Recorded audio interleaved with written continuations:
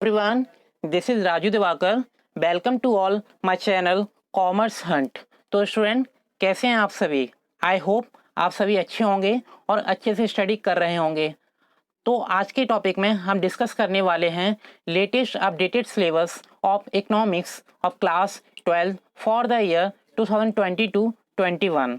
और आज के लेक्चर में हम एक टॉपिक के बारे में और डिस्कस करेंगे कि हाल ही में सीबीएसई ने ड्यू टू कोविड-19 सिचुएशन 30% सिलेबस जो है वो रिड्यूस कर दिया है। तो ऐसे कौन कौन से टॉपिक्स हैं जिसे रिड्यूस किया है इस सिलेबस में से, उसके बारे में भी हम डिटेल में बात करेंगे। तो सबसे पहले हम देख लेते हैं जो इकोनॉमिक सब्जेक्ट्स है उसका कैसे क्लासिफिकेशन किया गया है, कितनी यूनिट्स हैं, कितने पार्ट्स हैं, या जो मार्क्स हैं वो किस बेसिस पर डिसाइड किए गए हैं। तो उसके बारे में हम बात करते हैं। जैसा कि आप सभी को पता है जो इकोनॉमिक सब्जेक्ट है, ठीक है, जो इकोनॉमिक सब्जेक्ट्स है वो 100 मार्क्स का पेपर होता है उसका, जिसमें 80 मार्क्स थ्योरी के आते हैं और जो 20 मार्क्स होते हैं वो प्रोजेक्ट के होते हैं। और जो एग्जाम होता है वो 3 आवर का होता है। ठीक है, तो इसमें जो यूनिट्स हैं उसे 2 पार्ट में डिवाइड किया है, एक पार्ट ए, पार्ट बी, ठीक है, एंड पार्ट सी प्रोजेक्ट से रिलेटेड होगा। तो पार्ट ए के बारे में बात करते हैं। सबसे पहले जो पार्ट ए है, इंट्रोडक्टरी मैक्रो इकोनॉमिक्स। जैसे माइक्रो इकोनॉमिक्स तो आप क्लास 11th में पढ़ते आए हैं, अब आप क्लास 12th में पढ़ेंगे इंट्रोडक्टरी मैक्रो इकोनॉमिक्स के बारे में। ठीक है, और जो क्लास 12th हैं उसमें जो इकोनॉमिक्स की जो बुक्स हैं, 2 बुक्स हैं आपके पास, एक इंट्रोडक्टरी मैक्रो इकोनॉमिक्स के नाम से और दूसरा इंडियन इकोनॉमिक्स डेवलपमेंट के नाम से। ठीक है, तो पार्ट ए के बारे में डिटेल में बात करते हैं। सबसे पहले फर्स्ट यूनिट है इसमें, national income and related aggregates. ये बहुत इंपॉर्टेंट टॉपिक है और बहुत इंपॉर्टेंट जो भी यूनिट है। ठीक है, और ये 10 मार्क्स की आती है एग्जाम में। Then second unit is money and banking, जिसमें बात की जाएगी कि मनी क्या है, ठीक है, और जो बैंकिंग है और वो क्या है, या जो आरबीआई है उसका क्या रोल है। तो इसका जो मार्क्स का क्लासिफिकेशन है, 6 मार्क्स का क्लासिफिकेशन किया गया है इकोनॉमिक्स सब्जेक्ट के अंदर। ठीक है, then third unit is determination of income and employment, जो क्या 12 मार्क्स के आएगी एग्जाम में। ठीक है, और इसमें क्या होगा, जो इनकम एंड एम्प्लॉयमेंट है उसके बारे में बात की जाएगी और इसमें सम ग्राफिकल रिप्रेजेंटेशन के बारे में भी डिस्कस किया जाएगा।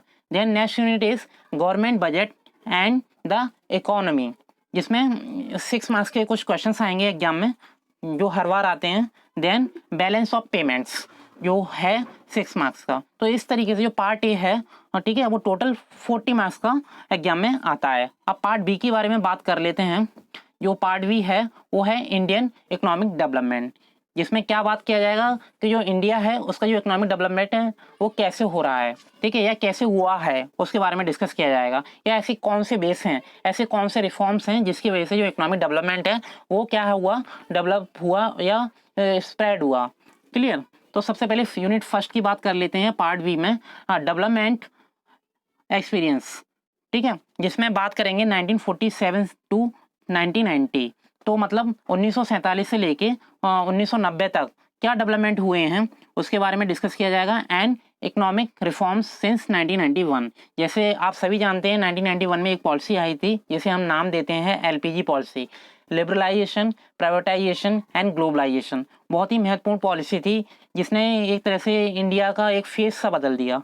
ठीक है, और ये पॉलिसी आई थी जो हमारे पीएम थे, प्राइम मिनिस्टर मनमोहन सिंह, उनके लीडरशिप में ये पॉलिसी आई थी। 1991 की पॉलिसी जो था इकोनॉमिक डेवलपमेंट से रिलेटेड, ठीक है, एलपीजी पॉलिसी, जो एग्जाम में आती है, 12 मार्क्स की आती है। देन इसके बाद हम बात करते हैं current challenges facing Indian economy. मतलब ऐसे कौन कौन से चैलेंजेस हैं जो जो हमारी इंडियन की जो इकोनॉमी है वो फेस करती है। तो आप इसका क्लासिफिकेशन देख भी रहे हैं, 22 मार्क्स की एग्जाम में पूछी जाती हैं, इसमें उससे क्वेश्चन आते हैं एग्जाम में। ठीक है, और जो पार्ट बी है मोस्टली थ्योरेटिकली पोर्शन है, पार्ट ए प्रैक्टिकल पोर्शन है जिसमें न्यूमेरिकल्स आते हैं। जैसे मान लो नेशनल इनकम है उसमें से न्यूमेरिकल्स आते हैं, पर जो पार्ट बी है ये थ्योरेटिकल कॉन्सेप्ट्स हैं, तो आपको ये डिटेल में पढ़ने पड़ेंगे। ठीक है, then development experience of India, a comparison with neighbours. अब इसमें हम बात करेंगे जो डेवलपमेंट एक्सपीरियंस हैं इंडिया के वो क्या हैं, और दूसरा इसका कंपेयर करेंगे जो अदर कंट्रीज हैं, जैसे मान लो पाकिस्तान हुआ या चाइना हुआ, इनके साथ कंपैरिजन किया जाएगा, क्योंकि इन सभी का जो डेवलपमेंट स्टार्ट हुआ एक साथ ही स्टार्ट हुआ है। ठीक है, और पर आज के टाइम में अगर हम देखें तो जो इंडिया है या पाकिस्तान है या चाइना है, इनमें से सबसे पहले डेवलपमेंट किसका बेटर हो रहा है। जैसे आप सभी जानते हैं जो कहीं ना कहीं चाइना है वो इंडिया और पाकिस्तान से भी आगे है। ठीक है, तो हर किसी के अपने मेरिट्स हैं, हर किसी के अपने डिमेरिट्स हैं। तो ये यूनिट आती है एग्जाम में 6 मार्क्स की। तो इस तरीके से जो पार्ट बी है उसका टोटल क्लासिफिकेशन मार्क्स का किया जाता है 40 मार्क्स का। तो पार्ट ए 40 मार्क्स का आता है, पार्ट बी 40 मार्क्स का आता है। तो इस तरीके से टोटल जो पोर्शन है थ्योरी का वो आता है 80 मार्क्स का। अब पार्ट सी में क्या आता है, पार्ट सी है प्रोजेक्ट वर्क रिलेटेड, ठीक है, जो एग्जाम में 20 मार्क्स का आता है। तो इस तरीके से जो इकोनॉमिक सब्जेक्ट का जो क्लासिफिकेशन है 100 मार्क्स का किया जाता है। अब बात कर लेते हैं थोड़ा डिटेल में कि पार्ट ए, जो पार्ट बी या पार्ट सी, इनके अंदर क्या क्या कंटेंट्स इंक्लूड किए गए हैं। तो पार्ट ए है इंट्रोडक्टरी मैक्रो इकोनॉमिक्स, ठीक है। जो माइक्रो इकोनॉमिक्स है वो आप क्लास 11th में पढ़ चुके हो, अब क्लास 12th में आप पढ़ोगे मैक्रो इकोनॉमिक्स। तो यूनिट 1 है national income and related aggregates, जिसमें सबसे पहले हम बात करेंगे व्हाट इज मैक्रो इकोनॉमिक्स, ठीक है, मतलब इसका कॉन्सेप्ट क्या है, ठीक है, और क्या क्या डायमेंशंस हैं। और दूसरा what is the difference between micro economics and macro economics, मतलब मैक्रो इकोनॉमिक्स आपको पता है तो कहीं ना कहीं आप इसे डिफरेंशिएट करोगे माइक्रो इकोनॉमिक्स से। Then some basic concepts in macro economics just like consumption goods, then capital goods, final goods, intermediate good या इंटरमीडिएट गुड्स। देन इसके बाद हम बात करेंगे स्टॉक एंड फ्लोस की, then gross investment and depreciation, जैसे short में हम बोलते हैं डेप, क्लियर। तो इसके बारे में हम बात करेंगे। देन नेक्स्ट टॉपिक क्या होगा, सर्कुलर फ्लो ऑफ इनकम, जिसमें 2 सेक्टर मॉडल की बात की जाएगी। Then method of circulating national income, then जो नेशनल इनकम है उसके कुछ मेथड्स हैं। तो जिसमें फर्स्ट मेथड है वैल्यू एडिड मेथड, और जिसे अदर नेम से भी जानते हैं product method. Then other is expenditure method and income method. तो ये नेशनल इनकम कैलकुलेट करने के कुछ मेथड्स हैं, और एग्जाम में हर बार एक लॉन्ग क्वेश्चन पूछा जाता है इस यूनिट से, ठीक है। Then next topic is aggregates related to national income.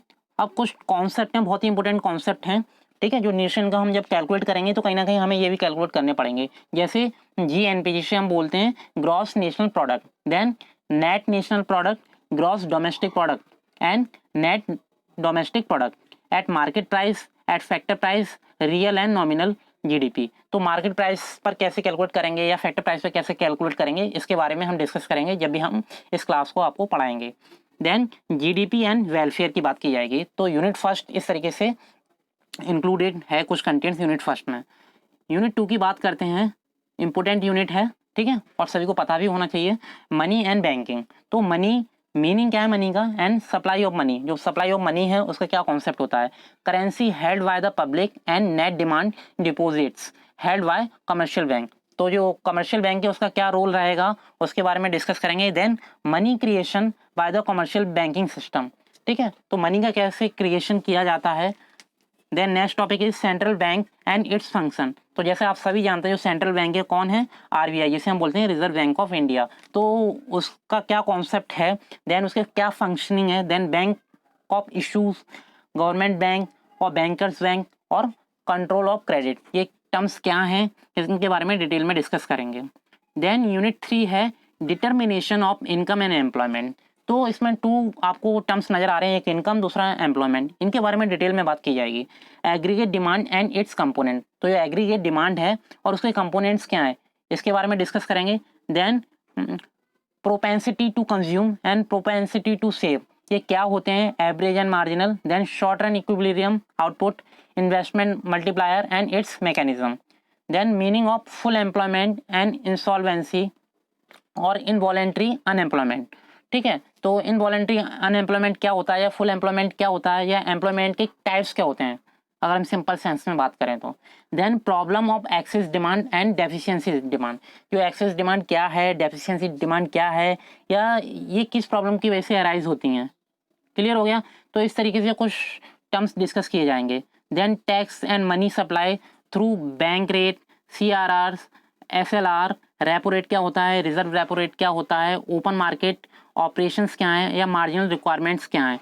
ये बहुत इंपॉर्टेंट टर्म्स हैं, शॉर्ट क्वेश्चन में मोस्टली पूछे जाते हैं या वेरी शॉर्ट में भी पूछ लिए जाते हैं, जैसे just example what is repo rate, ठीक है। अब यूनिट 4 की बात करते हैं, government budget and the economy. तो इसमें सबसे पहले हम बात करेंगे गवर्नमेंट बजट क्या है, मतलब मीनिंग, ऑब्जेक्टिव एंड कंपोनेंट्स, मतलब जो गवर्नमेंट बजट है उसका क्या अर्थ है, उसके क्या उद्देश्य हैं, या उसके क्या क्या कंपोनेंट्स हो सकते हैं, ठीक है। देन क्लासिफिकेशन ऑफ रिसीप्ट्स, जो रिसीप्ट्स है उसका क्या कॉन्सेप्ट है, और उसका हम क्लासिफिकेशन किस बेसिस पे करेंगे। रेवेन्यू रिसिप्ट्स होता है, एक कैपिटल रिसिप्ट्स होता है।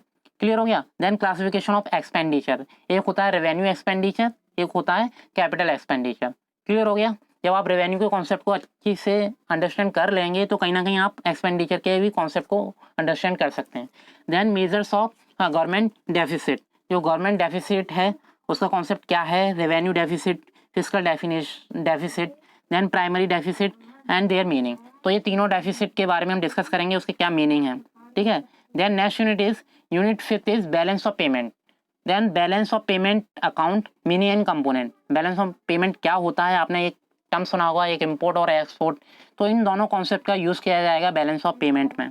ठीक है। Then foreign exchange rate, meaning of fix and flexible rate and managed floating. तो इस तरीके से जो पार्ट ए है उसका डिटेल में हमने डिस्कशन कर लिया। अब बात करते हैं पार्ट बी, इंडियन इकोनॉमी और इंडियन इकोनॉमिक डेवलपमेंट। ठीक है, ये थ्योरेटिकल पोर्शन है पूरा, तो इसके बारे में स्टार्ट करते हैं यूनिट 6 से।